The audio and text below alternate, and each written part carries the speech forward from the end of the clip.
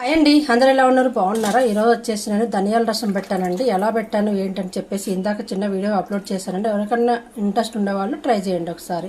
కానీ టేస్ట్ మాత్రం చాలా బాగుంది. ఇప్పుడు దాంట్లోకి నంచుకోనికి మనకు ఫ్రైలు ఏమైనా కావాలి కదా. ఇదిగోండి కరివేపాకు చికెన్ ఫ్రై చేశాను. ఇది కూడా చాలా బాగుందండి. ఇది కూడా ఒక 10 నిమిషాల్లో వీడియో అప్లోడ్ చేస్తాను ఎలా చేస్తాను ఏంటని. సింపుల్గా అయిపోతుంది, ఈజీగా అయిపోతే టేస్ట్ బాగుంటుంది. వేడి వేడి అన్నం రెడీ అయింది పొడి పొడిగా.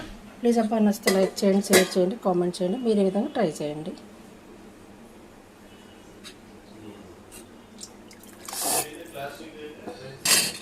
మనకు చికెన్ చిన్న చిన్న పీసెస్ అయితే బాగుంటుందండి. మేము అనుకోకుండా గ్రేవీ కోసం తెప్పించాను కదా, అనుకోకుండా కరివేపాకు చికెన్ ఫ్రై చేద్దాం, ఎందుకంటే రసం పెట్టాను, ఫ్రై చేద్దామని చెప్పి చేశాను.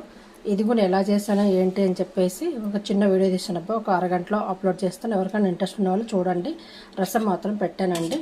చాలా బాగుంది, టేస్ట్ మాత్రం చాలా మంచిగా అనిపించింది. టేస్ట్ సూపర్ ఉంది అబ్బా. మీరు ధనియాల రసం కదా, ఈ సీజన్లో ఇలాంటి రసాలు తింటే మంచిది. అన్నం అయిపోయింది, చికెన్ రెడీ అయిపోయింది. మీ అయిపోయినాయి భోజనాలు? మాదైతే రెడీగా ఉన్నాం భోజనాలకు. ప్లీజ్ అబ్బా నచ్చితే ఒక చిన్న లైక్ చేయండి.